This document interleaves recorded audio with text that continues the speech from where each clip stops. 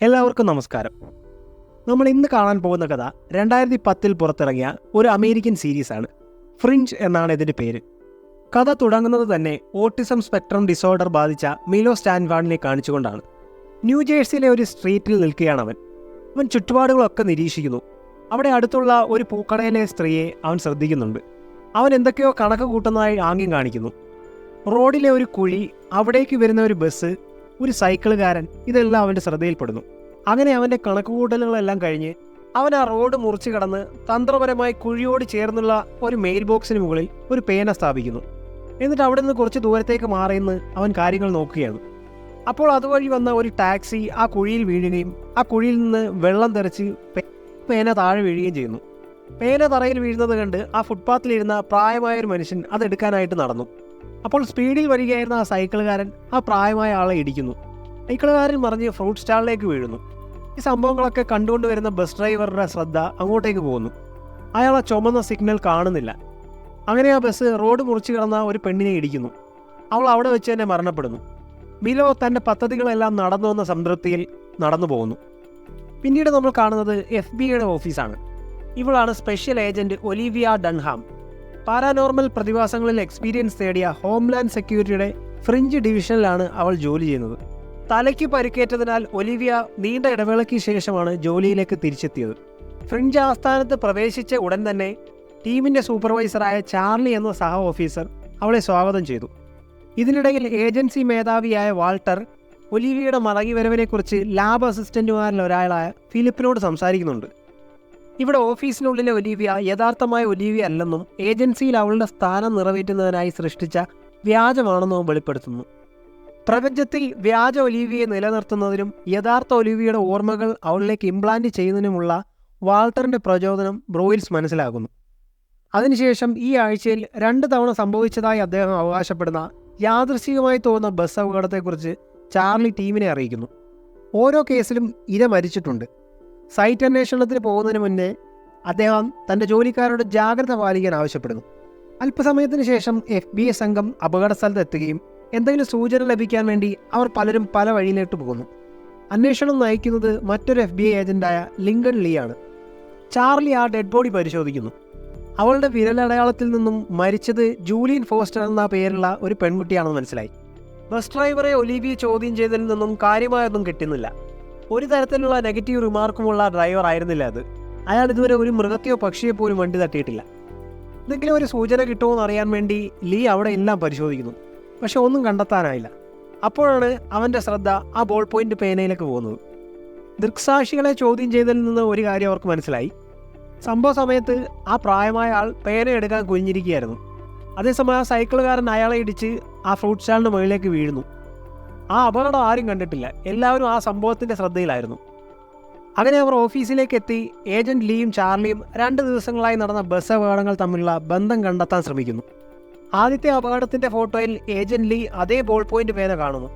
അപ്പോൾ അവർക്ക് ഏതാണ്ട് ബോധ്യമാകുന്നു ഇത് മനഃപൂർവ്വം ആരോ ചെയ്തതാണെന്ന്.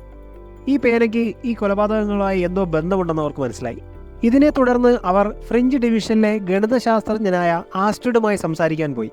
എന്തൊക്കെയായാലും ഒരു മനുഷ്യനും ഇത്തരം സംഭവങ്ങളുടെ ഒരു ചെയിൻ റിയാക്ഷൻ പോലെ നടപ്പിലാക്കാൻ കഴിയില്ലെന്ന് അവൾ അവകാശപ്പെടുന്നു. അതും 2 തവണ. അത് വളരെ അസാധ്യമാണെന്ന് അവൾ പറയുന്നു. അവർ സംസാരിച്ചുകൊണ്ടിരിക്കെ വീണ്ടും സമാനമായൊരു ബസ് ആക്സിഡന്റ് അവിടെ നടന്നു എന്ന് അവരറിയുന്നു. ആക്സിഡന്റിനെ ഞെട്ടിച്ചു കളഞ്ഞു. അവർ ഉടൻ തന്നെ സൈറ്റിലേക്ക് പാഞ്ഞെത്തി. എന്നാൽ ഇത്തവണത്തെ ഇര മരിച്ചിട്ടില്ല. സമീപത്തുള്ളവരെ ചോദ്യം ചെയ്തപ്പോൾ ഒരു നായ പെട്ടെന്ന് റോഡ് മുറിച്ച് കടന്നതും ബസ്സിന്റെ നിയന്ത്രണം നഷ്ടമായി അവരെ ഇടിക്കുകയായിരുന്നാണ് പറഞ്ഞത്. അപ്പോഴാണ് സമാനമായ ഒരു ബോൾ പോയിന്റ് പേന നിലത്ത് ഉരുളുന്നത് ഒലിവിയ ശ്രദ്ധിക്കുന്നത്. അപ്പോൾ പ്രതി ദൂരെയെങ്ങും പോകാൻ വഴിയില്ല. അവൾ ചുറ്റും പരതി നോക്കുന്നു. അപ്പോൾ പാലത്തിൻ്റെ മുകളിൽ സംശയാസ്പദമായി നിൽക്കുന്ന മിലോയെ അവർ കാണുന്നു. അപ്പോഴാണ് മറ്റൊരു യുവാവ് റോഡ് മുറിച്ച് കടക്കാൻ ശ്രമിക്കുമ്പോൾ ഒരു ആംബുലൻസ് ജസ്റ്റ് മിസ്സിന് അവനെ ഇടിക്കാതെ പോകുന്നത്. അത് നോക്കി നിൽക്കുന്ന മിലോയെ കണ്ടപ്പോൾ അവർ ഉറപ്പിച്ചു മിലോ തന്നെയാണ് ഇതിൻ്റെ എല്ലാം പിന്നിൽ. അവൾ അവനെ പിടിക്കാനായി ഓടി പടികൾ കയറി വരികയാണ്. അത് കണ്ടവൻ അവിടെ ഇരുന്ന ഒരു സൈക്കിൾ എടുത്ത് പാലത്തിന് താഴേക്ക് റോഡിലേക്ക് ഇടുന്നു. സൈക്കിൾ റോഡിൽ കിടക്കുന്നതിനാൽ വണ്ടികളെല്ലാം പാലത്തിനോട് ചേർന്ന് ഓടിപ്പോകാൻ തുടങ്ങി. തോക്കുമായി അവൾ അടുത്തെത്തിയപ്പോൾ അവൻ അതിനെ പോയ ഒരു വാനിൻ്റെ മുകളിലേക്ക് എടുത്ത് ചാടുന്നു. അവൻ അവരുടെ കയ്യിൽ നിന്ന് രക്ഷപ്പെട്ടു പോകുന്നു. അവിടുന്ന് നേരെ അവൻ ചെല്ലുന്നത് അവൻ്റെ വീട്ടിലേക്കാണ്. അവിടെ അപ്പോൾ അവൻ്റെ പെങ്ങൾ വളരെ വിഷമിച്ചിരിക്കുകയാണ്. ആശുപത്രിയിൽ നിന്ന് തനിക്ക് ഒരുപാട് തവണ കോളുകൾ വരുന്നുണ്ടെന്ന് അവൾ അവനോട് പറഞ്ഞു. അവൻ അതൊന്നും ശ്രദ്ധിക്കുന്നില്ലായിരുന്നു. ഇനിയും ഇങ്ങനെ പോയാൽ പ്രശ്നമാണ്, നീ കീഴടങ്ങണമെന്ന് അവൾ പറഞ്ഞു. അപ്പോഴേക്കും അവൾ അടുത്ത പറയാനുള്ള ഡയലോഗുകൾ തന്നെ അവൻ മുൻകൂട്ടി പറഞ്ഞ് അവളെ നിശബ്ദനാക്കുന്നു. അതിനുശേഷം അവൻ്റെ പെങ്ങൾ അവനെ ഒരു ചെറിയ പ്ലാസ്റ്റിക് കുതിരയുടെ കളിപ്പാടം കാണിച്ചു കൊടുക്കുന്നു. അവനത് കാണുമ്പോൾ അവരുടെ അമ്മയെ ഓർമ്മ വരും. ഇങ്ങനെയായിരുന്നു അവൾ അവനെ നിയന്ത്രിച്ചിരുന്നത്. എന്നാൽ ഇതുകൊണ്ടിപ്പോൾ കാര്യമില്ലെന്ന് പറഞ്ഞ് അവൻ നടന്നു പോകുന്നു. ഏജന്റ് ലീ അവൻ്റെ പതിവ് സ്കിൻ ചെക്കപ്പിനായി ആശുപത്രിയിലേക്ക് പോകുന്നു. പരിശോധനയ്ക്ക് കയറുന്നതിന് മുമ്പ് തന്നെ 3 ഇരകൾക്കിടയിലുള്ള പൊതുവായ കാര്യങ്ങൾ കണ്ടെത്തുന്നതിൽ ശ്രദ്ധ കേന്ദ്രീകരിക്കാൻ അദ്ദേഹം ഒലിവിയോട് ആവശ്യപ്പെടുന്നു. അയാളുടെ നിർദ്ദേശപ്രകാരം ഒലിവിയ ആ സ്ഥാനത്തേക്ക് മടങ്ങുകയും അപകടങ്ങളുടെ സാക്ഷികളുമായി സംസാരിക്കാൻ തുടങ്ങുകയും ചെയ്യുന്നു. പരിശോധനയ്ക്ക് ശേഷം ആ 3 ഇരകളും ഒരു മെഡിക്കൽ സെൻ്ററും തമ്മിലുള്ള ബന്ധം അവൾ കണ്ടെത്തുന്നു. 3 പേരും ഈ സെൻ്ററുമായി നേരിട്ടോ അല്ലാതെയോ ബന്ധപ്പെട്ടവരായിരുന്നു. അവൾ തൻ്റെ കണ്ടെത്തലുകൾ ചാർലിയുമായി പങ്കുവയ്ക്കുന്നു. ഇരുവരും ഉടൻ തന്നെ ഈ മെഡിക്കൽ സെൻ്ററിലേക്ക് പോകുന്നു. അവിടെ എത്തിയപ്പോഴാണ് അവൾ ഒരു കാര്യം ശ്രദ്ധിച്ചത്. അവിടെയുള്ള രോഗികളെല്ലാം തന്നെ അതേ ബാൾ പോയിൻ്റ് പേനകളാണ് ഉപയോഗിക്കുന്നത്. ഡോക്ടർ ലെവിൻ അപകടത്തിൽപ്പെട്ട 3 പേരെയും തിരിച്ചറിയുന്നു. ഇരകളെക്കുറിച്ചുള്ള കുറച്ച് കാര്യങ്ങൾ അയാളിൽ നിന്നും ചോദിച്ചറിയുന്നു. മാനസിക വെല്ലുവിളി നേരിടുന്ന രോഗികളെ അവരുടെ ബുദ്ധിശക്തി വർദ്ധിപ്പിക്കുന്നതിനായി കുറച്ച് പരീക്ഷണങ്ങൾ താൻ ചെയ്യുന്നുണ്ടെന്ന് ഡോക്ടർ വിശദീകരിച്ചു. അങ്ങനെ അവിടുത്തെ കുറേ രോഗികളുടെ വീഡിയോ ഫുട്ടേജ് അയാൾ കാണിക്കുന്നു.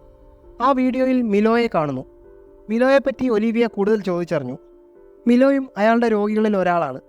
മരുന്നുകളിലൂടെ മിലോയുടെ IQ ക്രമാതീതമായി അയാൾ ഉയർത്തി. എന്നാൽ കുറച്ച് നാളത്തേക്ക് അനിയത്തിയോടൊപ്പം വീട്ടിലേക്ക് വിട്ട മിലോ പിന്നീട് തിരിച്ചു വന്നില്ല. ഇപ്പോൾ വിളിച്ചിട്ടും ഫോൺ എടുക്കുന്നില്ല. അവനെ നിയന്ത്രിക്കാൻ ശ്രമിക്കുന്നവരെല്ലാം ഇപ്പോൾ അവൻ കൊന്നുകൊണ്ടിരിക്കുകയാണ്. അങ്ങനെ മിലോയുടെ സഹോദരിയെക്കുറിച്ച് അറിഞ്ഞതിന് ശേഷം ഏജന്റുമാർ അവളെ സന്ദർശിക്കാൻ തീരുമാനിക്കുന്നു. എന്നാൽ അവർ അറിയാതെ മിലോ ഒലിവിയെ സൂക്ഷ്മമായി നിരീക്ഷിക്കുന്നുണ്ടായിരുന്നു. അവളുടെ ഓരോ ചലനങ്ങളും ശ്രദ്ധിക്കുകയും അവളുടെ അടുത്ത നീക്കം പ്രവചിക്കുകയും ചെയ്യുന്നു. ചാർലിയും ഒലിവിയും മിലോയുടെ സ്ഥലത്തെത്തുന്നു. അവിടെ മിലോയുടെ അനിയത്തി ഉണ്ടായിരുന്നു. മിലോ എവിടെയാണെന്ന് അവർ അവളോട് ചോദിച്ചു. എന്നാൽ മിലോ എവിടെയാണെന്ന് അറിയില്ലെന്നാണ് അവൾ പറഞ്ഞത്. അവൾ കാര്യങ്ങൾ മറച്ചു വയ്ക്കുകയാണെന്ന് അവർക്ക് മനസ്സിലായി.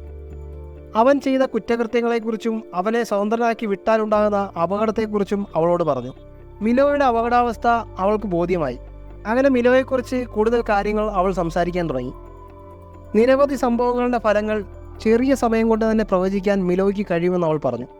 ആ പ്ലാസ്റ്റിക് കുതിരയെ കാണിച്ചാൽ മാത്രമേ മിലോയുടെ ഏകാഗ്രത തകർക്കാൻ കഴിയൂ.